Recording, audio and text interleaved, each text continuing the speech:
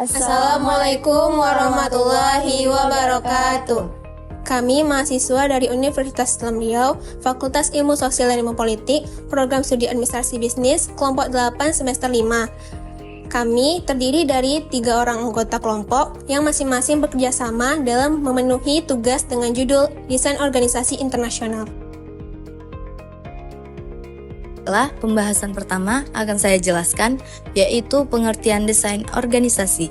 Organisasi merupakan sekelompok orang yang berkumpul untuk melakukan kerjasama secara rasional dan sistemis, terkendali dan juga terpimpin demi mencapai tujuan yang telah ditentukan dengan memanfaatkan sumber daya yang ada. Organisasi sebagai aktivitas dilihat sebagai kumpulan orang-orang yang saling bekerjasama untuk mencapai tujuan organisasi.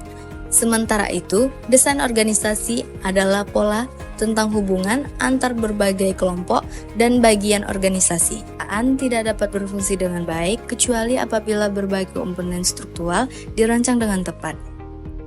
Desain organisasi mempunyai terkaitan erat dengan dalam menentukan mutu organisasi.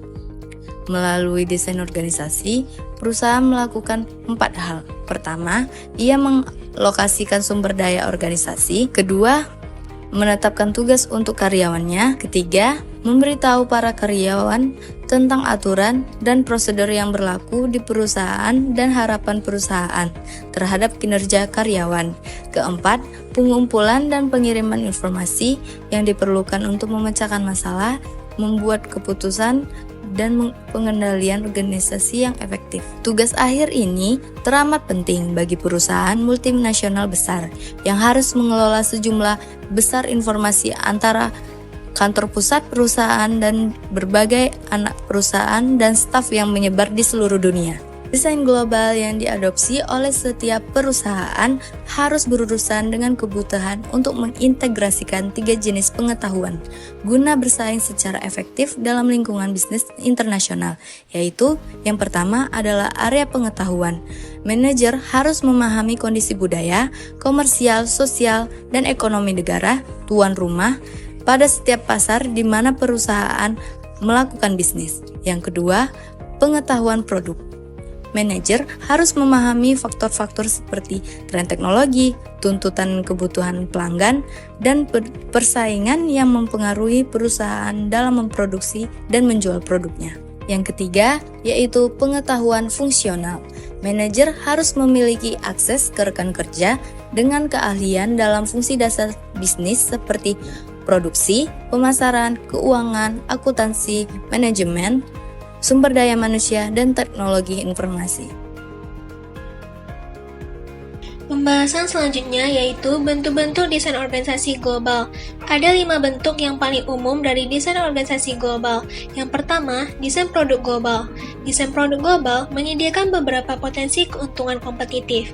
Pertama, karena divisi berfokus pada satu produk atau kelompok produk, maka manajer divisi mendapatkan keahlian di semua aspek produk atau produk yang memungkinkan mereka untuk bersaing lebih baik secara global. Kedua, desain produk global memfasilitasi efisiensi dalam produksi karena manajer bebas untuk memproduksi produk dimanapun biaya produksi adalah yang terendah. Hal ini juga memungkinkan manajer untuk mengkoordinasikan produksi di berbagai fasilitas, pergeseran output dari pabrik ke pabrik sebagai permintaan global atau kondisi biaya berfluktuasi. Lebih lanjut, karena manajer memiliki pengetahuan luas produk, mereka akan lebih dapat menggabungkan teknologi baru ke produk-produk mereka dan merespon dengan cepat dan fleksibel terhadap perubahan-perubahan teknologi yang mempengaruhi pasar mereka. Yang kedua, desain area global. Desain area global paling mungkin untuk digunakan oleh perusahaan yang produknya tidak mudah dipindah tangankan di wilayah. Pendekatan ini berguna untuk perusahaan dengan filosofi perusahaan polisentris atau multi-domestik. Desain area global ini sangat berguna untuk sebuah perusahaan di mana strategi pemasarannya didasarkan pada efisiensi manufaktur atau inovasi teknologi atau kekuatan kompetitif yang terletak pada reputasi nama merek produk. Manajer area dapat bebas beradaptasi untuk memenuhi kebutuhan lokal terhadap produk perusahaan dan dapat dengan cepat menanggapi perubahan pada pasar lokal. Mereka juga dapat menyesuaikan bauran produk yang mereka tawarkan dalam area tertentu. 3. Desain fungsional global. Desain fungsional global digunakan oleh perusahaan multinasional yang memiliki lini produk relatif sempit atau serupa. Perusahaan ini pada dasarnya adalah perusahaan bisnis tunggal dan memiliki operasi fungsional seluruh perusahaan yang didedikasikan untuk pemasaran dan operasi, urusan publik, rekayasa, keuangan, sumber daya manusia, dan fungsi-fungsi dasar lainnya. Contohnya adalah perusahaan penerbangan. Yang keempat, desain pelanggan global. Desain pelanggan global berguna ketika berbagai kelompok pelanggan yang ditargetkan oleh sebuah perusahaan sangat beragam seperti memerlukan pendekatan pemasaran yang benar-benar berbeda. Pendekatan desain pelanggan global memungkinkan perusahaan untuk memenuhi kebutuhan spesifik dari masing-masing segmen pelanggan dan melacak seberapa baik perusahaan memberikan produk atau layanan antar segmen.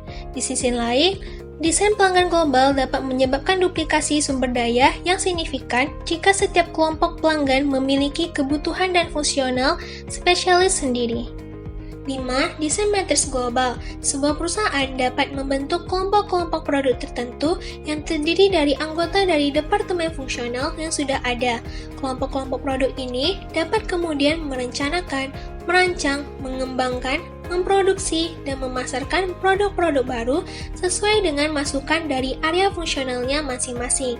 Dengan cara ini, perusahaan dapat mengarahkan pada fungsional dan keahlian produk setiap karyawannya.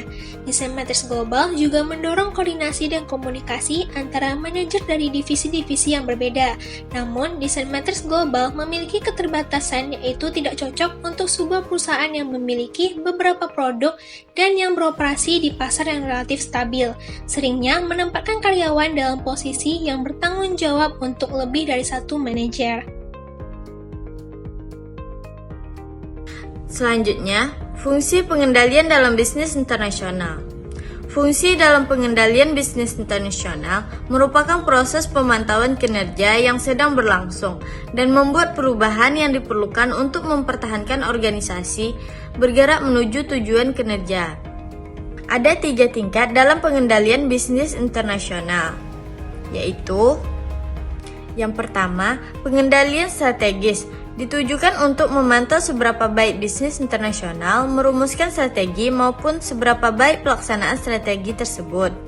Pengendalian strategi berfokus pada seberapa baik perusahaan mendefinisikan dan mempertahankan keputusan strategi yang diinginkan dan ditegaskan dan seberapa efektif perusahaan menetapkan dan mencapai tujuan strateginya. Yang kedua, pengendalian organisasional berfokus pada desain organisasi itu sendiri. Yang ketiga, pengendalian operasional berfokus secara khusus pada proses operasi dan sistem dalam perusahaan dan anak perusahaan dan unit operasi. Perusahaan juga mungkin memerlukan sistem pengendalian operasi untuk setiap fasilitas manufaktur, pusat distribusi, dan pusat administrasi. Baiklah, kesimpulan dari materi kami adalah desain organisasi atau struktur organisasi adalah pola keseluruhan komponen struktural dan konfigurasi yang digunakan untuk mengelola organisasi secara keseluruhan.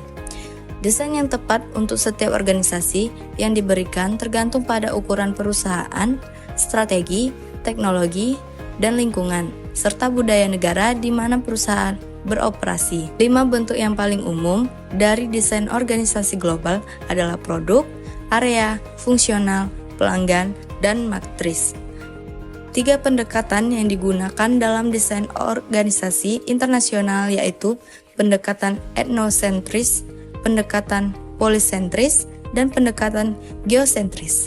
Pengendalian dalam bisnis internasional dibangun melalui 4 langkah dasar. Yang pertama, menetapkan standar pengendalian kinerja. Kedua, menetapkan ukuran kinerja aktual. Yang ketiga, membandingkan kinerja terhadap standar. Dan yang keempat, menanggapi penyimpangan. Baiklah, itulah presentasi dari kami kelompok 8 mengenai desain organisasi internasional. Sekian dari kami. Assalamualaikum warahmatullahi wabarakatuh.